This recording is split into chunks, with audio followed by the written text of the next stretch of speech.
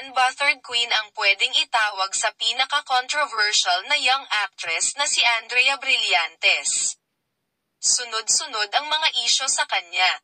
Nandiyang dinawit siya kay Elijah Canlas at Miles Ocampo breakup. Pero, pinakamainam na kinokonek ang pangalan niya sa pinag-uusap ang hiwalayan ng Kathniel.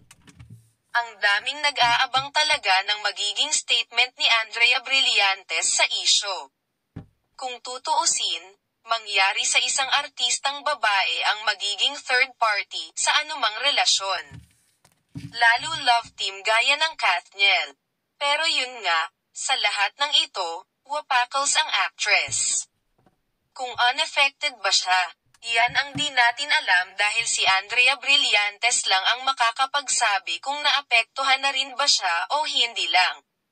Pero kung pagbabasehan ang recent ex-tweet niya, nakiuso rin siya sa pagpo-post ng mga top songs nila na magre-rehistro sa kanilang digital apps tulad ng Spotify. Ipinost ni Andrea Brillantes na legit Olivia Rodrigo fan siyang talaga.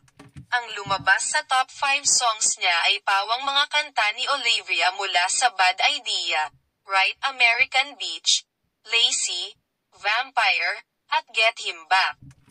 May caption na, "When I said that I love Olivia and her newest album, this is what I meant. I didn't expect or plan this BTW haha."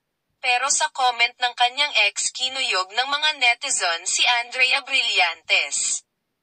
Karamihan sa mga comments, inuudyukan itong magsalita na kung hindi raw totoo ang mga ibinabato sa kanyang isyo, bakit hindi raw linawin o linisin ang pangalan? Ilan sa mga comments, kung hindi ka talaga involved sa isyo, please clear up your name, speak yourself or else IDK anymore, sis. Play mo better than Revenge ni Taylor Swift pero yung stolen version dapat ha. Thank me later, she's so unbothered.